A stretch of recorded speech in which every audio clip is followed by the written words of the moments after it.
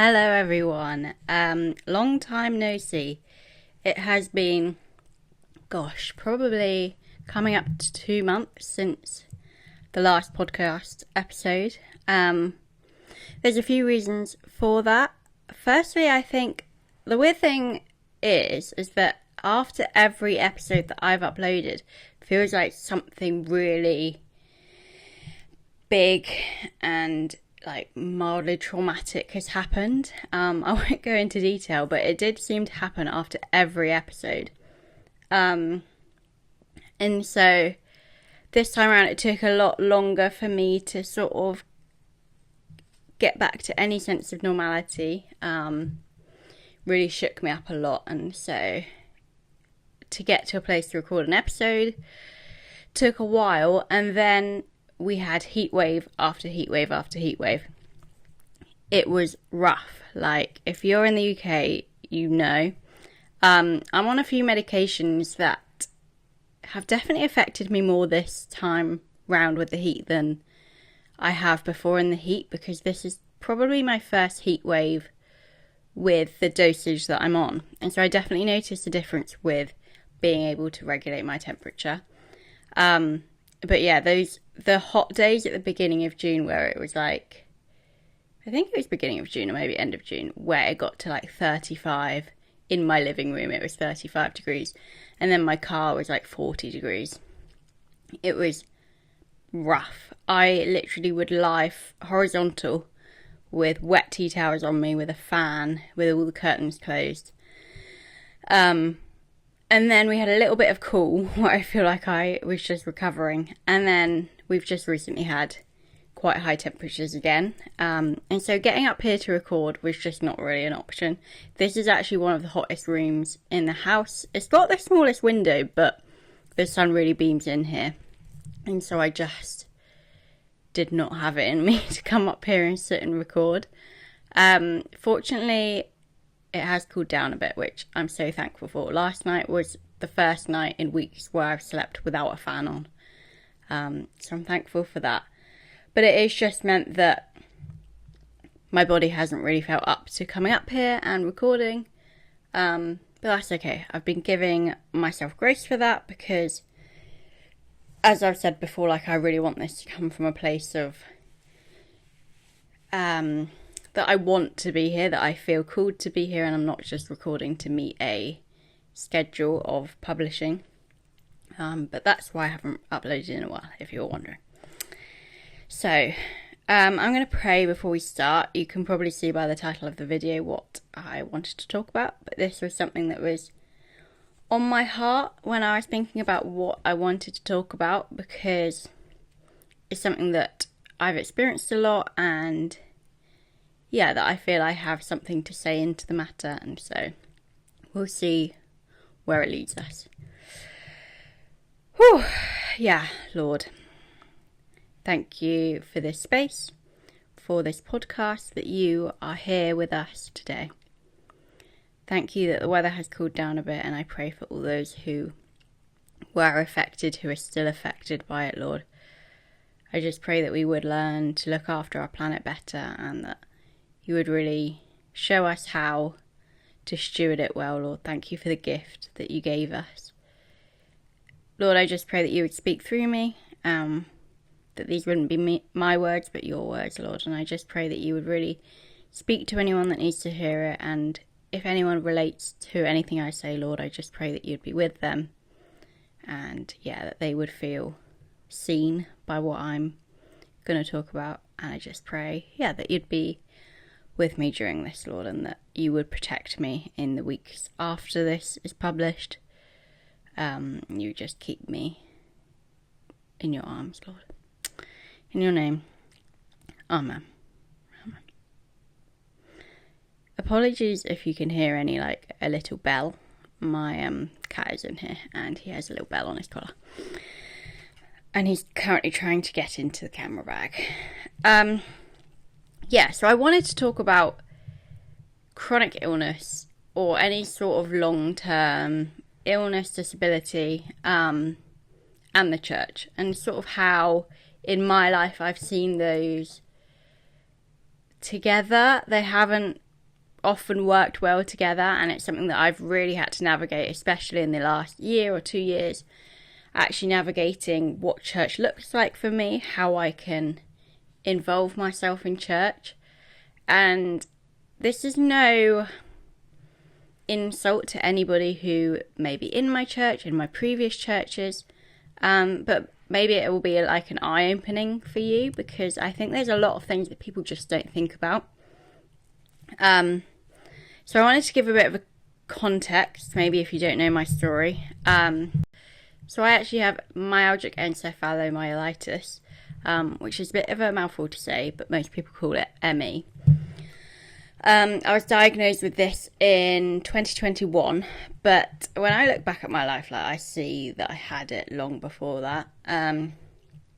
Main symptoms for me: debilitating fatigue, muscle pains. There's just a plethora of symptoms. There's so many things that it affects. My cognitive function, the way I think, my brain fog. And I suffer a lot with PEM, which stands for post-exertional malaise. And so what that means is if I was to do anything that would be physically or mentally straining, then I would suffer with a crash or like low energy afterwards. And this is something that a lot of people wouldn't understand, but it's the tiniest things. So if I was to call my GP and book an appointment, that would result in me getting PEM, because that is a mentally draining thing for me. Even if like I was to ring my mum, someone that I could speak to really easily, that would still result in low energy, because it's just anything that is mentally draining, especially when you are already tired. Using your cognitive functions, using my brain, is exhausting for me. And then physically, like, it could be anything from having a shower, going for a walk, stroking a cat. And every day it's different. It's a very dynamic illness where some days I can go for a walk and feel okay. Other days I brush my teeth and I feel awful for 5 hours. And so that's sort of like my illness and how it affects me. I went to church all the time as a kid, all the time as a teenager. Sort of my mid to late teens, I rebelled and I was like, I'm too tired to go to church. So I was sort of sporadically going there. But then when I went to university, because it was a Bible university, I had a placement in a church, which meant that I was required to go every Sunday morning. I would go every Sunday morning, every Sunday evening, every Wednesday evening, every Thursday evening, plus any sort of like events here and there. To begin with, I didn't really see my illness affecting this. It became very normal to just go to church all the time. It was a very different dynamic within the church, because I was technically working there. You know, everything I was doing was being watched and graded, and so I had a supervisor who would basically like summarize how well I was doing, which would then be sent to my university to be graded. And so it was a weird dynamic in that I didn't really spend much time receiving whilst I was there. The church was great and they fed into me a lot, but it wasn't necessarily like I could count on probably one hand how many times I sat in a service and like wasn't on call in the youth work. And then towards sort of the end of my time at university, I had to cut back a lot on what I was doing. I would only go 2 or 3 times a week because I was just so exhausted. But it was still very normal for a Sunday morning to go and to serve. And so church became very regular for me then. When I would go home for the holidays, so Christmas holiday, summer holidays, Easter holiday, a lot of other people would go home to their home church and they would have 10 weeks of receiving and being fed into. I personally found that really hard, because when I would go home, my body would just collapse for 10 weeks and I would really struggle with any energy. I would be in such a toxic boom and bust. So I would boom for the term time. I'd be like, yeah, let's just do this, run on high adrenaline, and then I'd come home and just collapse. And so I wasn't always able to get to a church and to receive and really nurture my faith. And so I sort of found that really hard to navigate. I would often watch live streams, but it did just feel a bit like, I guess, confusing at that time, because I didn't really feel like I had necessarily a church family that I could call home, because my placement church was definitely becoming a church family, but I found it really hard where I was a professional there, and a student, and that wasn't my home church. Anyway, skip forward to when I got married and my health declined. I think I always had this vision of like, oh, I'll go to church with my husband and it will be so lovely. I'll be the youth pastor's wife and I'll wear pretty dresses and all of that. Unfortunately, that just wasn't the reality. When we first got married, we lived 30 to 35 minute drive away from the church. And that it really wasn't something that I was able to do on a Sunday morning. Because especially when my husband works there, he would quite often serve in the kids' work, or he would play in the band at times, and so he would need to be there at 8:30 for worship practice. And I wasn't in the cognitive space during those months to drive myself half an hour up a motorway. And so if I was to go on a Sunday morning, I would have to be leaving at 8:30 with him. And if I was to get up to allow myself to feel up to going, I probably would have had to get up around 3-4 a.m. to allow my body to, I'm going to say defrost, but that's definitely not the right term.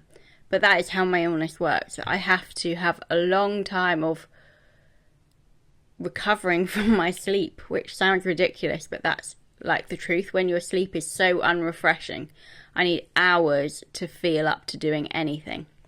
And I'll get more onto that later. But that was the reality for so much of our early marriage. We tried to go in the evenings when we could go to an evening service, but again, I found that really hard because the drive was so long, and when you get there, and I would feel exhausted already and think, oh, I just want to go home, I feel like I'm gonna have a crash. It was then really difficult where it was another half an hour home. And so that was quite difficult to navigate in those moments. But I think I kind of went into autopilot of, I'll get better and it will get easier. And there were a few times where I felt really blessed to be able to serve at the church and to help. So my husband is the youth pastor and he ran a holiday club the first year we were married. Well, he does every year. But that was sort of the first one that I was really involved with. And I went every day, 9 until 12. And it was really intense. It was great fun. And he did a really good job. But I really struggled. But I think I was just in such a mindset of, oh, this is my role as a youth pastor's wife. I need to be there. And actually, at the end of the third day, I had an almighty crash. I remember this night vividly. I literally would sob in my bed because I was in so much pain. And it was from then that I had to cancel so much. We had to cancel my best friend's hen do. Well, I had to cancel going. She didn't have to cancel it. Going on holiday with my husband's family, we had to cancel all of that because I was like I've never been before. I was bedbound at this point, literally bedbound. I could get to the toilet and back, that was it, for about 5 weeks. And that kind of woke me up to how bad this illness was and how bad it could get. And it took me a while to sort of move out of that place because I was scared, I guess, to go back there.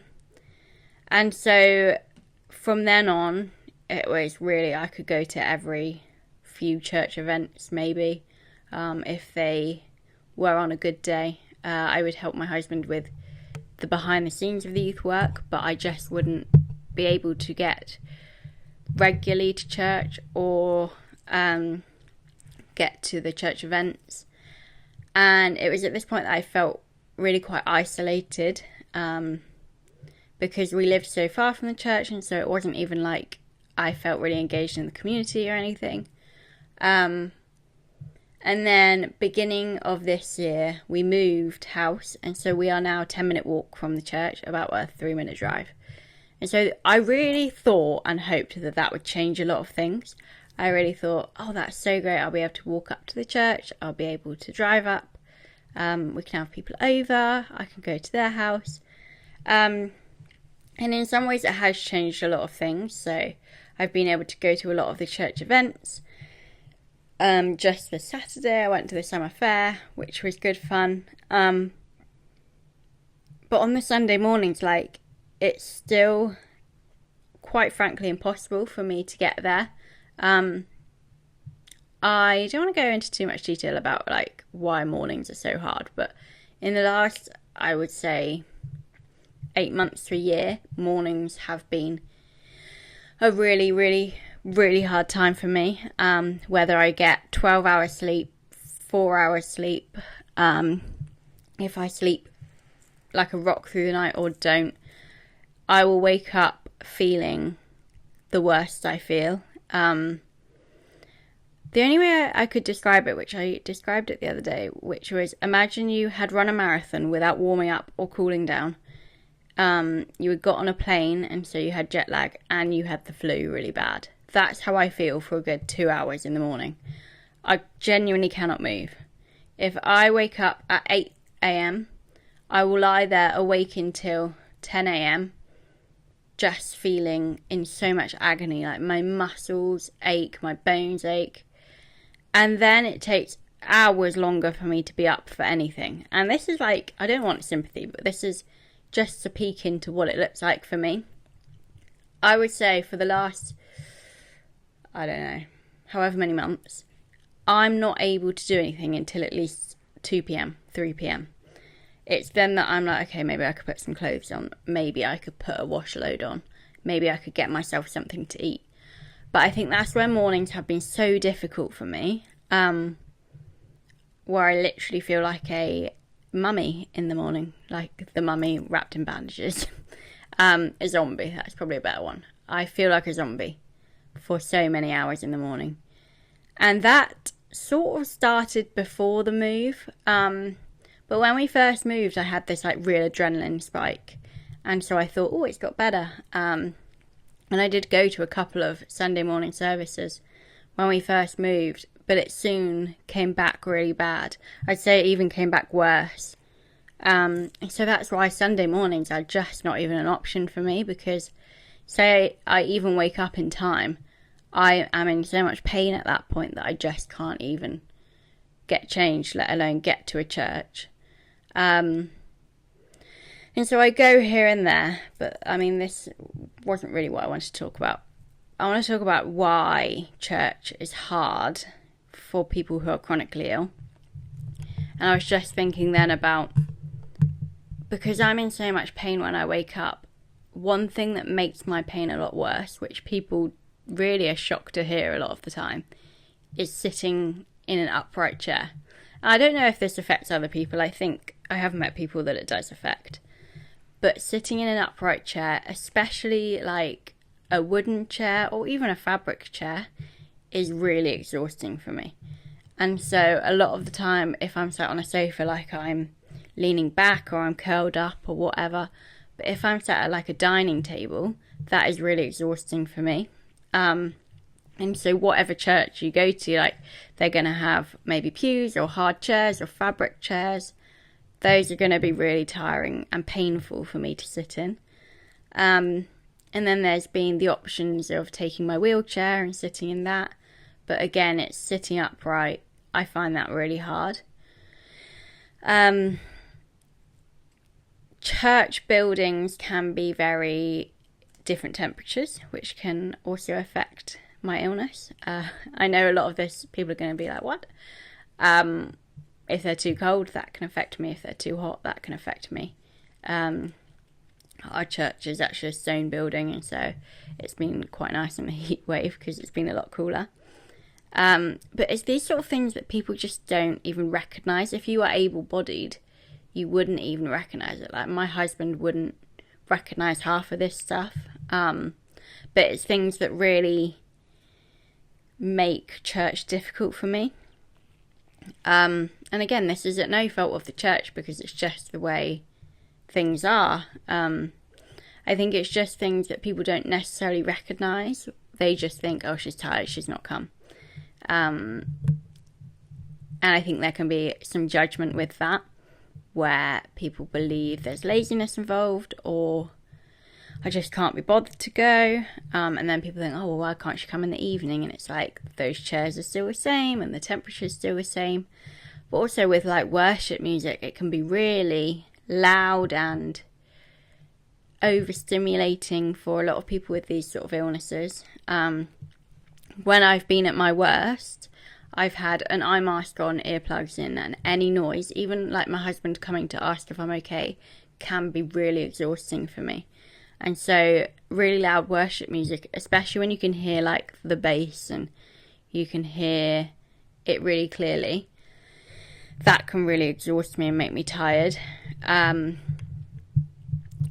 the socialising is super hard. It's something that I miss, really, actually, from church, is like that after church chat and, you know, venting to people, them venting to you, just feeling like you're part of the community.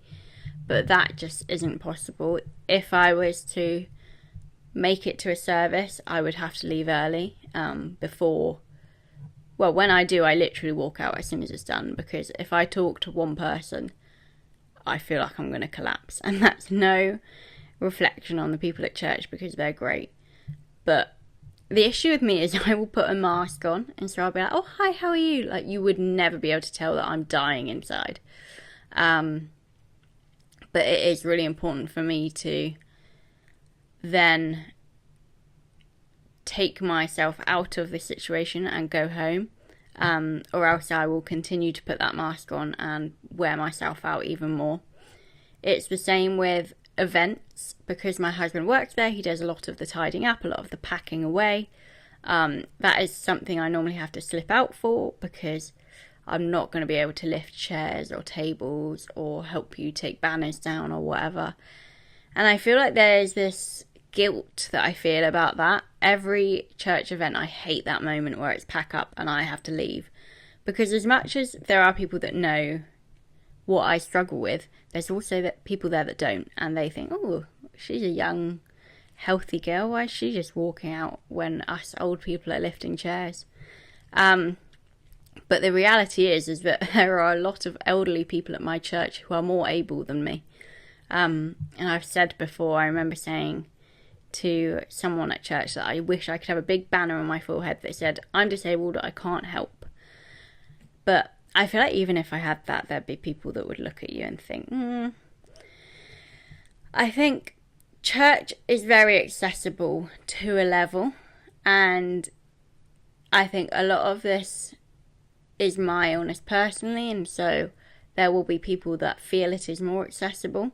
But there's also nothing, like, I'm not expecting church to be like, oh, you can come and do this and we'll make it for you, because that isn't necessarily their responsibility. I think for me, over the last few years, it's actually been rewriting what church is for me. There can feel this pressure that if you don't go to church every Sunday morning, you are a bad Christian. And I felt that for so long, where I felt almost like I was sinning, because I thought, I'm not going to church every Sunday, so therefore God hates me. I apologise if that just changed position. My card was full again, which is kind of annoying because it keeps filling up, so I need to go through it and delete a lot of things. But I don't remember if this is the exact position I was in, but that's okay. So I was saying that I had to have a lot of grace with myself, learning that church was going to be very different for me than maybe I had envisioned it being, or people would tell me it would be. I had this real dream of being, I don't want to say like a trad wife, a traditional wife, but there were parts of me that like wanted to be that person that would go to church in a pretty dress, and I would have baked fresh sourdough and fresh muffins and take them and just be, that youth pastor's wife that would serve a lot and would be a real part of the community. And so it really hurt me when I realised that just wasn't going to be possible for me.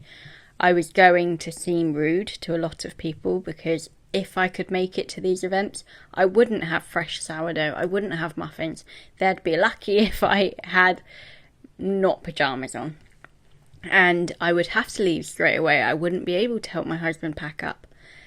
And it's really hard every time I have to do that, because it's almost like my dream self, or like my vision of who I thought I would be, is like fighting who I am. I think that's something that is just part of chronic illness. You are always grieving who you were, but also grieving who you thought you would be, and accepting that as much as this hurts and as hard as this is who I am right now. And if I fight it and go and chat to 5 people, I'm only hurting myself by doing that, because I will be the one that will be in bed for hours later in agony.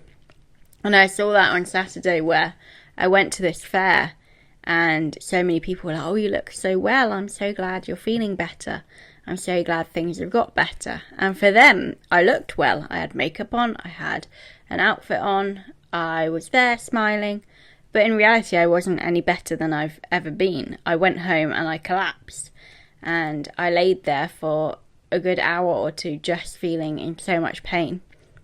And I've actually paid for that the next 2 days. I felt awful. Sunday, I felt so awful afterwards. I couldn't get out of bed until like 3 p.m. because I was in so much pain. And so that is the reality of it that I think a lot of people don't see. And that's not just church, that's everyone. That they see you looking happy, looking healthy, looking well, and they don't have to see the consequence of that. And it is really only my husband that sees intimately into that. He sees the crashes, he sees the consequences of these things, but even though he sees it, he still wouldn't fully understand it, and you wouldn't fully understand it unless you're in it. He would see me disappear up to bed, but he doesn't have to experience the fatigue, the pain, the cognitive dysfunction. And it is really only me at the end of the day that knows the consequences.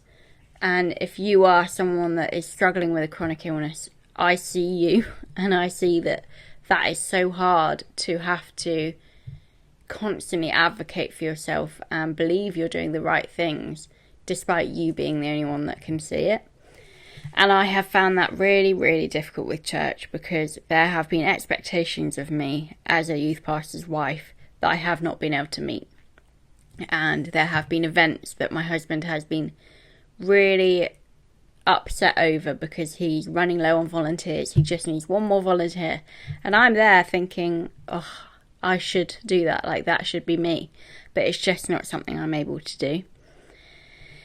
And I think there are so many parts of that make it difficult. And I think there's the accessibility bit. So you think churches do really well with, they do okay with these sort of accessibility. So they have ramps.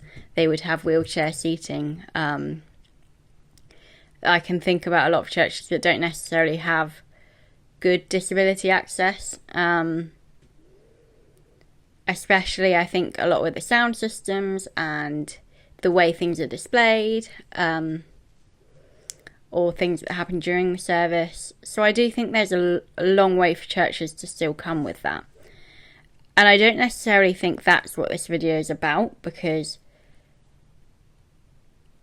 I'm very lucky to have a very supportive husband who would make those physical adaptations for me. Say I went to a service in my wheelchair, I wouldn't have to worry about that being a nuisance because I know he would make a way for that to happen. I know not everyone's as privileged to have that, and so, you know, churches do need to reflect on people in wheelchairs who need to get there alone.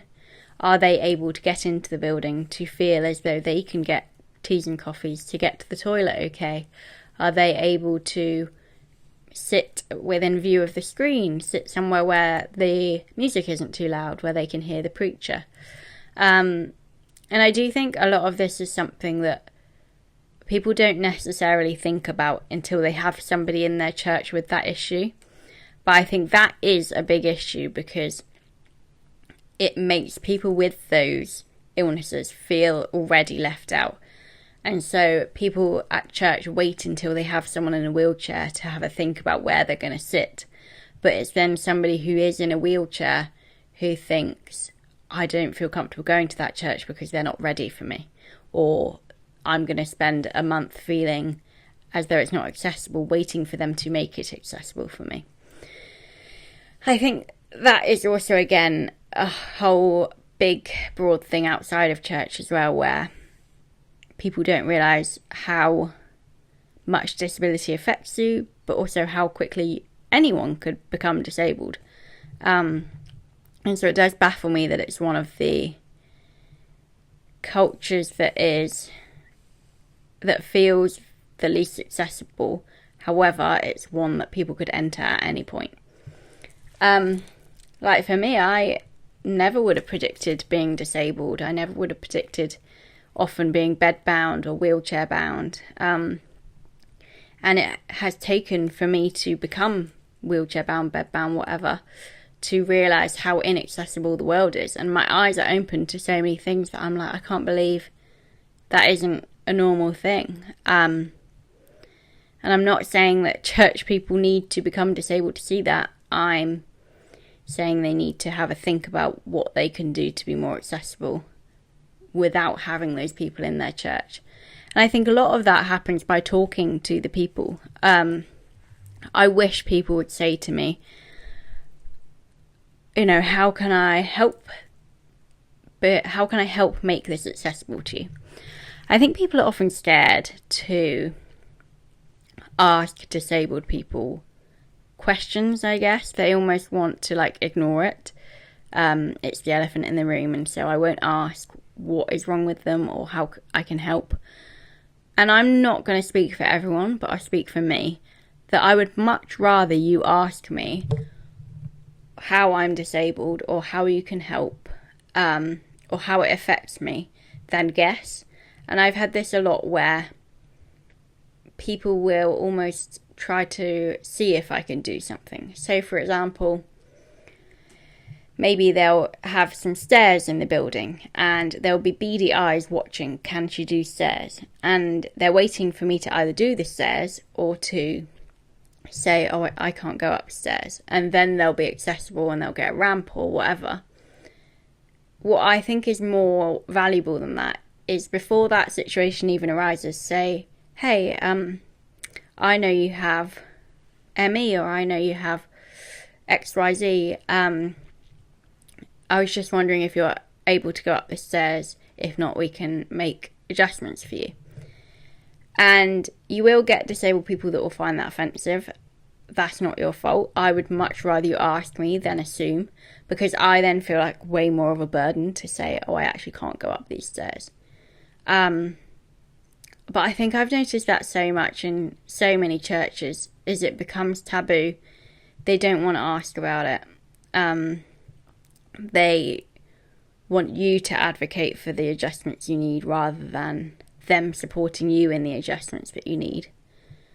I think people would assume that I would reach out if I was isolated or feeling as though I'm not part of the community, but I just don't think disabled people have the energy for that. You know, I'm fighting for my life most days. I don't necessarily have the energy to say, oh, I felt left out at that event because I couldn't get to the tea and coffee table. Anyway, that was a tangent. I want to talk more about the mental side of it, like the being isolated, the feeling estranged from it all, because I think that is the bit that has affected me more. That I feel church has had to change a lot for me in my brain, because I actually had a Bible verse to read to you guys, and it's Matthew 18 verse 20. For where 2 or 3 gather together as my followers, I am there among them. For where 2 or 3 gather together as my followers, I am there among them.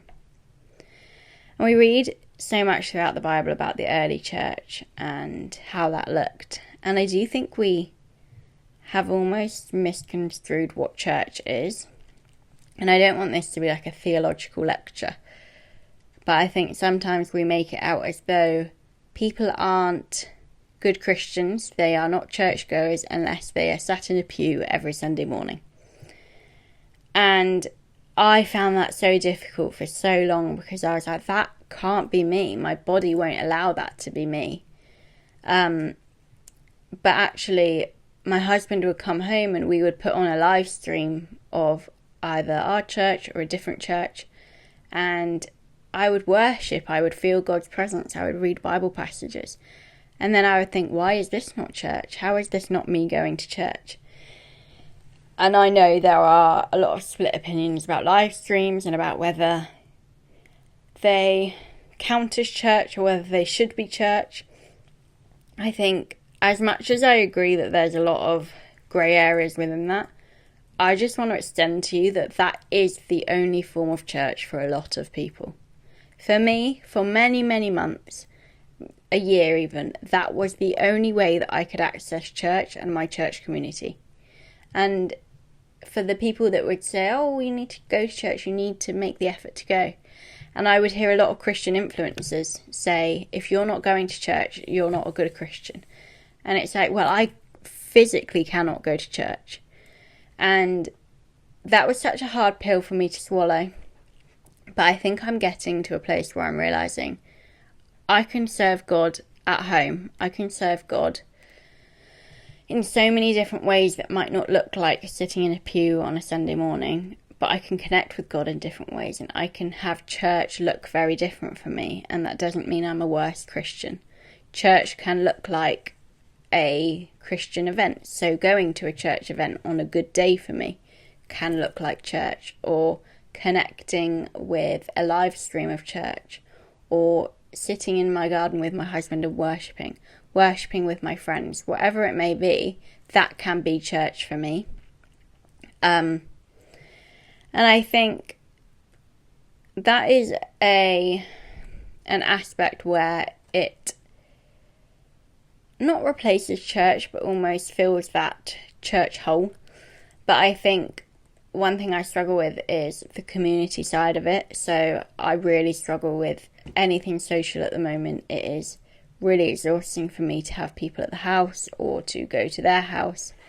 And so I have missed out on that community where I would love to have made more friends at my church, and I would love to have this real community around me. But that is something that I don't necessarily think disabled people need to miss out on, but it does feel like they do. I think this comes in where a lot of people just think I'm just chilling at home, I'm resting, I'm doing my thing. And my husband will go to church on a Sunday morning, and he'll come home and he'll say, oh, so-and-so asked about you, so-and-so asked about you. And I'm like, well, they have my number, they have me on Facebook. Like, it can often feel like my husband is used as the go-between, so that they don't have to, I guess, expose themselves to the difficulty of disability. And that's kind of like the third part of this, is I think people are so scared to engage with disabled people because they're so scared to get it wrong, but also to have any answers, I guess. And I have faced every part of church when it comes to this. I've faced the people telling me to pray it away. I've faced the people telling me that I need more faith, that I need to go to church whether I feel like it or not, that I read in the Bible about this person that was healed, that I need to pray into healing, that I need to have people lay hands on me. There has been so much toxicity in my church life where people really have spoken negatively to me about my illness, making it feel like a me problem, like I put this on myself and that I'm the reason it's not healed yet. And as a young girl in her 20s just trying to figure out what this illness even means, that has really burdened me a lot, because it can be so confusing. Because in those moments when you are in a lot of pain, you're so fatigued, you've had to cancel something that you desperately wanted to go to, and you're praying, Lord, take this away, please, Lord, just do something, and you're still in pain, like, for sure that's confusing, and for sure my brain thinks, am I the reason this is happening? And it's in those times that I wish I had people that had preached Jesus' love to me and not the whole pray it away culture. I haven't met any disabled Christian that hasn't been told to pray it away or to have more faith. And that kind of sucks. Like, being a disabled Christian really sucks because of that, because you can be trying your absolute best. You can feel so connected to God. You're feeling like you're finally managing your illness, and then someone will tell you you don't have enough faith, and that's why you haven't been healed. And I think there can be this cycle of people who know people who've been healed, or God has done miraculous healings. Throughout the Bible you see it, but also today you see him miraculously healing people, and that's incredible. But then they have this expectation that it will happen to you as well. And that is a whole nother topic of the grief of, why haven't I been healed? And when is my healing coming? Why did that person get to be healed? What have I not done? Have I not done enough to be healed? And I think that in itself is a whole grief that disabled people have to struggle with. And the church, I think, at times accentuates that. I think often people are scared to engage with people who have uncurable illnesses because they don't know what to say. And it can feel really frustrating to continue to say to someone, oh, I'm so sorry you're going through that, I'll be praying for you. And to continue to pray for somebody and going back to them and they still feel the same. I understand how frustrating that is. And I understand how difficult it is to be praying for someone who has a long-term incurable illness and not losing the faith and the hope. But I just want to say, if you think about your frustration that you're feeling about that, triple that by 1,000,000, if that even makes sense. And imagine how the disabled person feels. That it is so frustrating that people are saying, I'm praying for you. And you think, thank you, like, I need prayer. You're praying about it, your family are praying about it, everyone's praying about it, and yet you're feeling the same every morning. Like, of course, that is such a difficult thing to navigate within your faith, and the least helpful thing you can do in that situation is to give up or to desert them because you just don't know what else to do. I would so much rather you tell me, I just don't know enough about your illness. Can you please tell me more? Can you please help educate me about what you're struggling with? Or I would love to bring you a meal, but that might be too much for you. Can I leave it on your doorstep? Or how can I help you?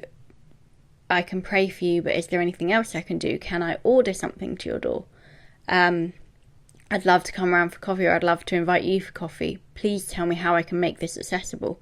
Even if it's, can we have it in the garden because I struggle with if it's really hot, or can I stay for half an hour and then I can go? Like, I think it's those sort of things that people are so scared to ask, but as a disabled person, I would feel so grateful that you would say that, but also feel like cared for, and that you genuinely want to be part of my life and you want to be intentional with that. And it's not easy. It's definitely not easy to support someone like me or anyone who has a disability. But at the end of the day, like, people with disabilities are as much of the part of the church as anyone else. And just because them being involved in a church community may look different to someone else, it doesn't mean that you shouldn't make the attempts to. And so I've had some really great experiences where I've been able to be part of the church, or people have made me feel welcome. So a few months ago, I got in contact with one of the men at church's wife, who also really struggled with chronic illness and mental health and everything. And it was really good to talk to her about church, and that it's really difficult, and that navigating illnesses while also navigating a faith is a really hard thing to do. And there have been really good days where we've both been well enough to get to an event, and that's been great to see each other in person, but also having that contact via messaging to be able to also be there for each other when we haven't got the energy to be at church. And there have been ways that I've been able to help serve at the church. So I've done a lot of the admin stuff recently. I basically do all the website stuff, and I make posters and stuff, and I really enjoy doing that. It helps me do it as a creative outlet, and I've enjoyed being a part of the church in that way, being able to see my serving in the church, like my posters up on the wall, or on the screen, or people knowing my name because I'm the one that they send the newsletter to, or whatever. And so that has really helped me feel involved and feel as though I am part of the community. But I think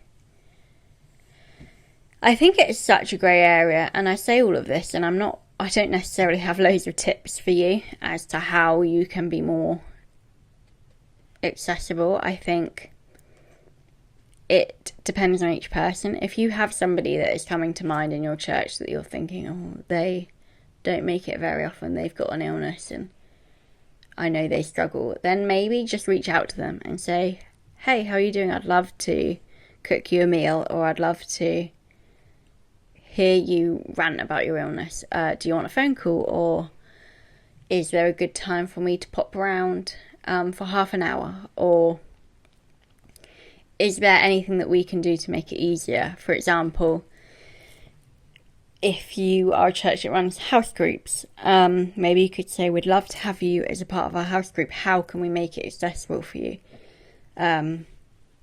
Because I think that is something that's really intimidating for disabled people as well. Because it's like, I mean, even if I think going to someone's house on a really bad day, I'm like, is it wheelchair accessible? Am I going to even be able to get through the door?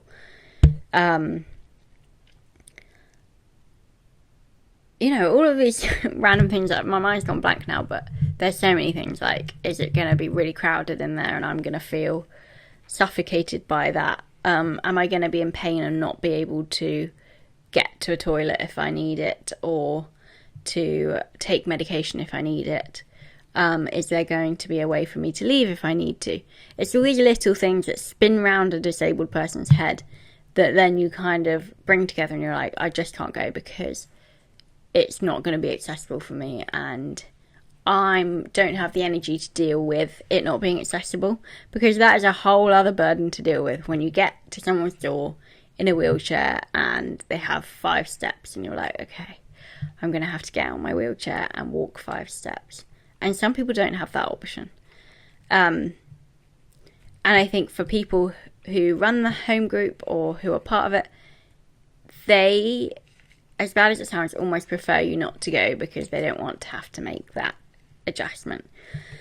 And I get that. I, as someone that wasn't disabled, like, I get that struggle, but as someone who is disabled now, it's not fair to think that way. They deserve to be involved just as much as anyone else, even if it takes you a little bit more effort to include them.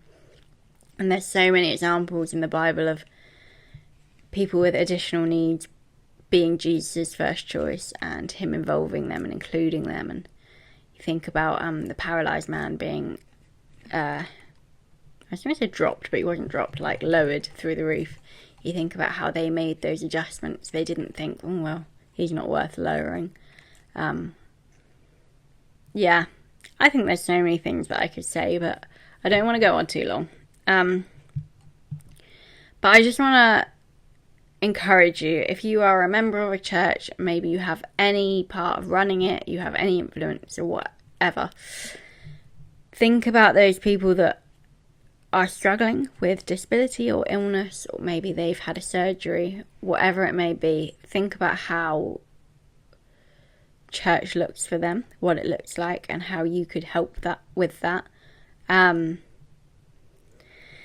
Include people, even if they're hard to include, but also just hear them out and just talk to them and ask questions if you need to. Don't be afraid to ask questions. Don't just assume. Don't assume that I can do this or assume that they can do something. Assume that you need to ask them. It's so common for people just not to ask because they're scared, but actually I'd so much rather you ask me. Because that helps me as much as you. Like, it helps me feel, okay, now they know, so they can help me or they can be accessible to me. There is such ignorance in society today about these sort of illnesses. I watched a video the other day of someone saying they didn't even know what ME was. And maybe you're watching this and you don't even know what it is. And if that's you, I really encourage you to educate yourself. Not because you have someone in your life with ME, but because one day you might. And someone might come through the church doors and they're like, I have ME and I would love to come and worship, but I just don't know if that's possible. And you're able to say, okay, hi, how can I help you? Like, what can we do to make this somewhere you can be and feel safe and feel valued? Because what you don't want is to go, oh, what's ME? Oh, so you're just tired all the time. Why don't you take a nap and come back? Or, I don't know, you can put your wheelchair there. Because then that's just going to encourage them to go home and not come back, because you don't feel valued there.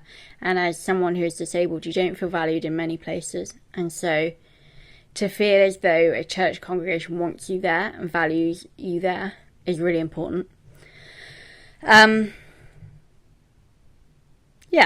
I think this is more talk about like physical disabilities.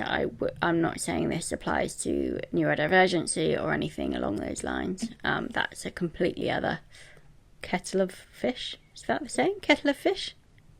Completely other kettle of fish. Whatever. So to summarise, be kind. Include people that are hard to include.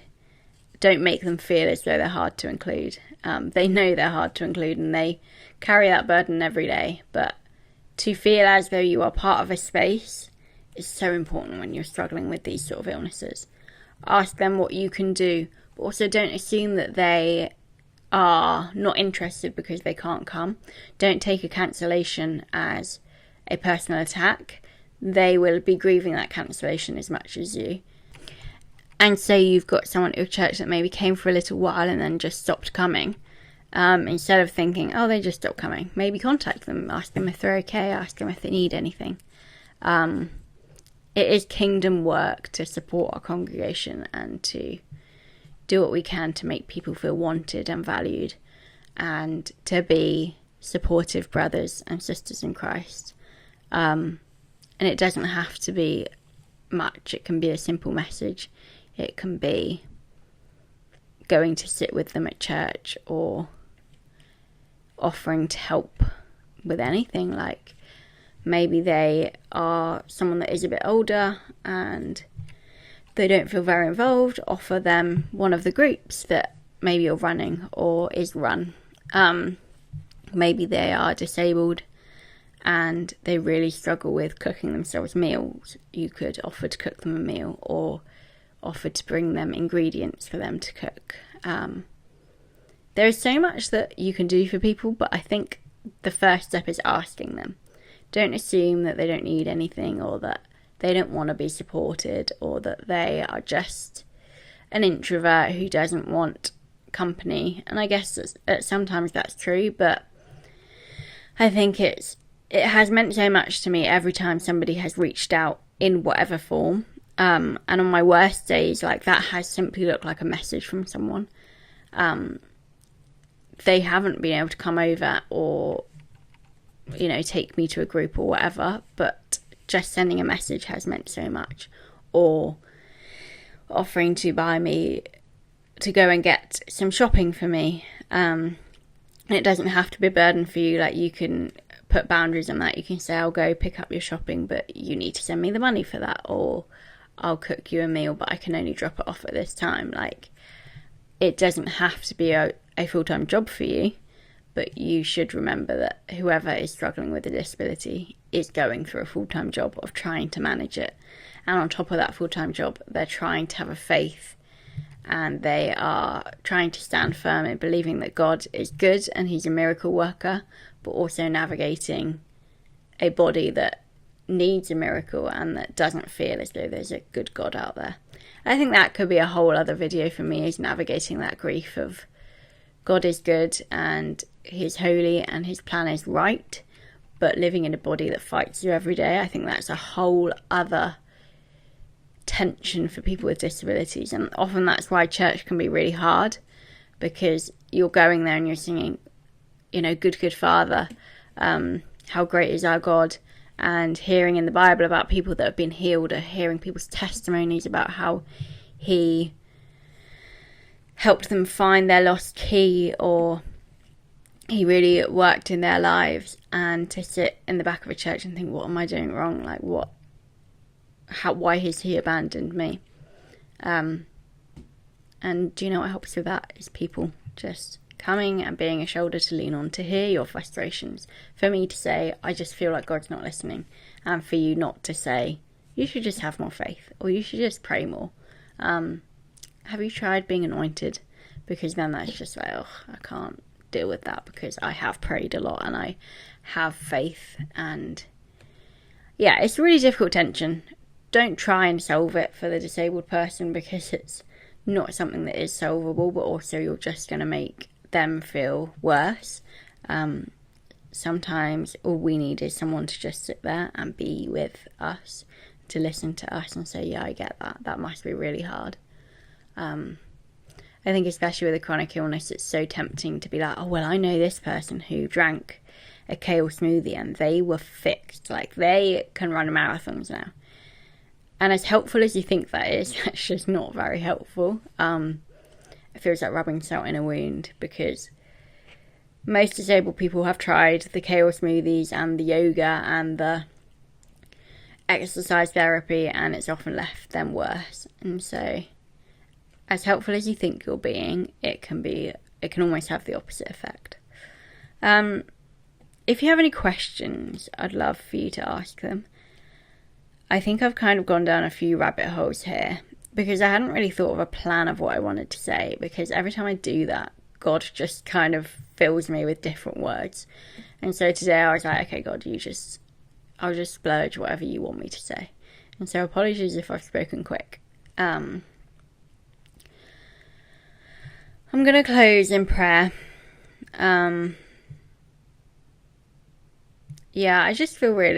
I feel like my heart just goes out to people that are disabled in any form, because it's such a horrible way to live. But I think people assume that when you become disabled, that you just learn to live with it, and you learn your baseline, and you learn how to cope with the mental side of it. But I've been officially diagnosed for 5 years now, and I still don't know how to cope with this. I still don't know how to navigate it. My baseline is different every day, and I still struggle with the faith side of it, and struggling with, actually, does God even see me in this? My husband and I have had many a night of, breaking down in tears, thinking, where is he? Like, in this struggle, when we have to cancel things that we desperately want to do, where is he, and why is he not helping? us, me. And so if that is you, like, I hear you and I see you and I know how tough it is, and I would love for you to reach out to me if that is you. Yeah, I hope something in this video has resonated with you, and I hope you enjoyed it, and I'm going to pray and close up. Yeah, Lord, I thank you for your church, and I thank you for the people in your church and the people who really do love you and care about living the way you want us to live, Lord. And I thank you for the support that I've got through my church and through churches in the past, Lord. I just thank you for how you've supported me and how you've helped me know you deeper. Lord, I just pray that you would reveal yourself to us, that you would help people that are more able-bodied to do what they can to help those who maybe struggle with church or struggle with faith. I just pray that we're able to have grace with them and to really just create church how you wanted it to be, where it's a gathering of people just worshipping you, Lord, in whatever shape or form that looks like. That it doesn't have to be a completely perfect building with everybody sitting in their Sunday best and everybody doing things exactly as we think they should be, Lord. I just pray that you would really inspire us with what you wanted church to be, and that we would learn to involve everybody, even if they're difficult to involve, and that you would help us see them through your eyes, Lord, and that you have a real heart for the lowly, and that we would also have a heart for the lowly, Lord, and stop trying to be you, to be fair, because I think we can get so caught in a trap of trying to be the best, and we'll never reach that, Lord, because you're the best. And you say, blessed are the meek, blessed are the lowly. And so I just pray that you do bless us today, Lord, and I pray that you really would speak to people through this. Pray this in your name. Amen. Amen. There is a fly flying around the room. I'm not sure if you can hear it, but it's really annoying. Thanks so much, guys, for listening. Sorry it was a bit bitty, I guess. It kind of had a few different themes, but I feel like I got what I wanted to say across. Yeah, I can't guarantee when the next episode will be. Hopefully we're going to have some cooler weather now, and my husband is done for the summer holidays now, although he has, it's always weird because it's like, oh, he's done for the summer holidays, yay, he can chill, and then he has loads of things like a holiday club and stuff to do, so it never really feels like he stops. But hopefully I should be able to get lots of rest and be back here as soon as possible.